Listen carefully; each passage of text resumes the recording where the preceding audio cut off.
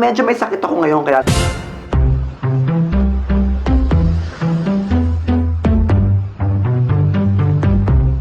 Sa video ito, pag-uusapan natin ang mga bagay tungkol sa friendzone. Kung hindi mo pa napanood ang una kong video about friendzone, nasa description below ang first link. O kaya bumili ka ng libro kong Eng Sarap Bagula. Meron diyang part about sa friendzone. Number 1, may 4 na uri ang friendzone. Una, yung confirm. Yung tipong sinabi mo sa kanya na gusto mo siya at sinabi niya sa'yo, pabalik, friends lang kayo. Number 2, an unconfirm. Yung tipong lapit ka ng lapit sa kanya, sama ka ng sama sa kanya, joyride kayo ng joyride kasi nga gusto mo siya. Pero hindi umaamin sa kanya na gusto mo siya. Kaya hindi niya masabi sa'yo yung sagot na friends lang kayo. Number 3, rock na. Yung tipong hindi mo pa inaamin sa kanya na gusto mo siya, pero umaasa ka na oo ang sagot niya sa'yo, na gusto ka rin niya, na mahal ka rin niya. Kaya ang tunay niya sagot niya ay friends lang talaga. Number 4, rock na ito. Yung tipong sinabi mo sa kanya na gusto mo siya, pero sinabi niya sa'yo na friends lang talaga. Pero pinush mo pa din, niligawan mo pa din, nagbigay ka pa din, binuhos mo ang effort mo.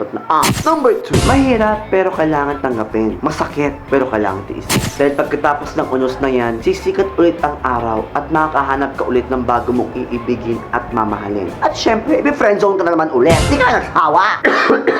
Kaya wag mo ibuhos lahat ng moments mo sa kanya dahil madami pa mag-friendzone sa'yo. Madami pa. Number 3, kapag sinabi niya sa'yo friends lang talaga. Friends lang talaga! Huwag mo lang ipilit yung bawal. Huwag mo lang ipilit yung hindi pwede. Huwag mo lang ipilit yung kahit ano pang gawin mong effort, malabo pa sa kanan na magbago ang sagot niya na maging oo, mahal din kita. Number 4, pag sinabi niya sa'yo na friends lang talaga, ang ibig sabihin lang nun ay busted ka na. Na hindi ka niya gusto, hindi ka niya tipo, hindi ka niya mahal at hindi ka niya pwedeng mahalin, kaya friends lang kayo. Pampalubag loob lang na yan sa'yo para hindi ka masyadong masaktan, pero ang totoo, masasaktan ka talaga.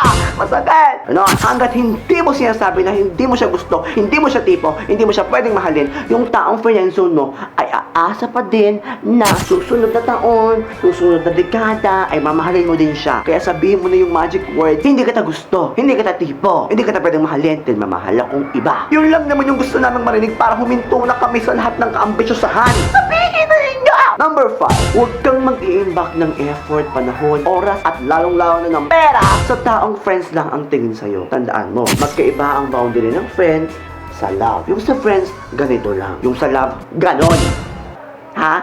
Ganon. Tandaan mo, friends ka lang, hindi ka ganon.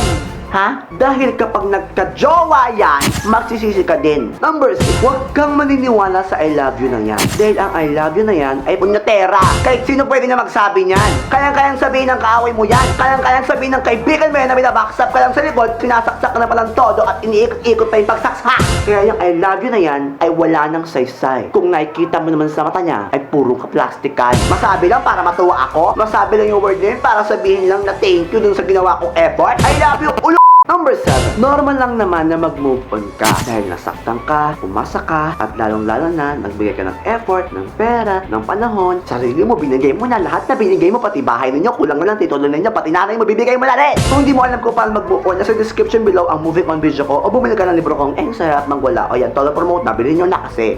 Number 8, if ever nag-request siya sa'yo na sana huwag kang magbago, sana ganyan ka pa din kahit na hanggang friends lang tayo, sagutin mo siya ng, oo, hindi ako magbabago, pero sana huwag kang magulat tuwing isang araw. Yung lahat ng ginagawa ko sa'yo noon, hindi ko na sa'yo ginagawa. Dahil unang-una, friends lang tayo. Pangalawa, yung nakilala mo noon, yun yung Lloyd na minahal ka. Yung makikilala mo pala, yun yung Lloyd na kaibigan mo lang. At pangatlo, magkaibigan lang tayo. Pang-apat, magkaibigan lang tayo. Pang-lima, magkaibigan lang tayo. Ganon. Number 9, huwag kang maniniwala kung sasabihin niya sa'yo na hindi pa siya ready magka-love life. Iba na lang, wag kami! Wag kami! Kahit sabihin niya hindi pa siya ready magka-love life, ang totoo niyan, hindi pa siya ready sa'yo. Kaya wag kang magulat kung bukas makalawa, o next week, o next month, o next decade, may jowa na siya. Tandaan mo yan. Number 2, normal lang din naman na magkaroon siya ng jowa dahil nga naman, hindi mo naman hawak ang mundo niya at hindi ka naman siya palaging kasama, kaya hindi mo masukat akalain na habang magkausap kayo, may kausap din siyang iba. Ganon. Kasi friends lang kayo, kaya huwag kang magselos. Pero may karapatan kang masaktan dahil masasaktan ka talaga. Hindi yung karapatan.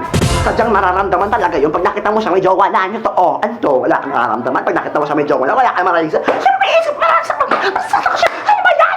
Ganun yun eh.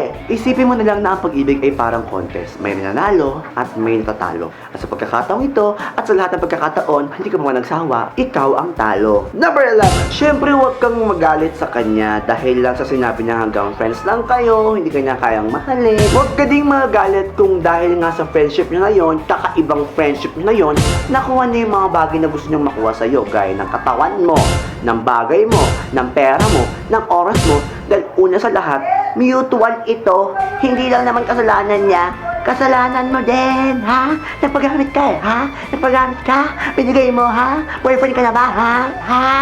Friend ka lang, kaibigan ka lang, hindi ka jowa, ha? Number 12. Kung ayaw mong sabihin sa kanya na gusto mo siya at ayaw mong malaman na friendzone ka lang dahil sa nangihinayang ka dahil baka mawala ang friendship ninyo o masira ang friendship ninyo, utang na loob, putong masarap, hindi lang siya ang tao sa mundo. Hindi lang siya ang pwede mo maging kaibigan. At kung aalis man siya sa piling mo, sa buhay mo, lumayas ka! Galit na galit? May pinagugutan? Isa ka lang sa tao sa mundo. Dalawa lang kayo sa tao sa mundo. Ang dami natin, oh! Ang dami eh! Paano pa kayo? Ha? Number 30. Isipin mo na lang lahat ng tao ay may tipo, may gusto, at may gustong katangian sa isang tao. At yun ang hindi na makita sa'yo. Put your shoe in his feet. Put your feet on his shoe. Basta may quote na ganon. Ibig sabihin nun, ilagay mo, i-grab mo ang sarili mo sa nararamdaman niya, sa nararamdaman niya, sa nararamdaman niya. Ganon. Number 40. Huwag mong gawing sentro ng mundo mo yung tao hindi naman ikaw yung sentro ng buhay niya. In short, huwag kang tanga. Yun, huwag kang tanga. Hindi na uso ang martir 2015 na, ano ba? At panghuli, hindi mo deserve ang taong hindi kayang tanggapin ang pag-ibig mo. Out of lahat ng effort mo, out of lahat ng binigay mo, out of lahat ng sinakripisyo mo, hindi ka pa rin niya kayang mahalin. Tignan mo, isipin mo, ipasok mo dito at dito. Karapat dapat pa siya sa'yo? Hindi, kaya itigil mo na yung gusto mo. Believe me, isa rin ako sa mga taong palaging nape-friendzone. Kaya alam ko ang feeling nyo.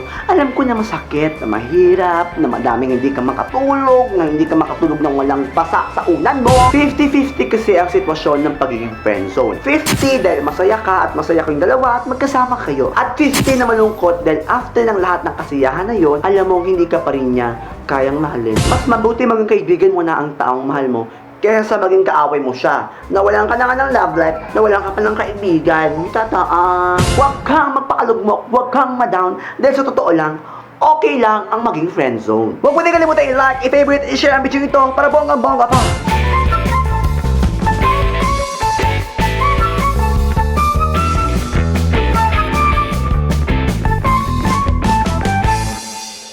Ilan, be? Pito. Harap pala. Tek na. Kawit mo na ipon eh.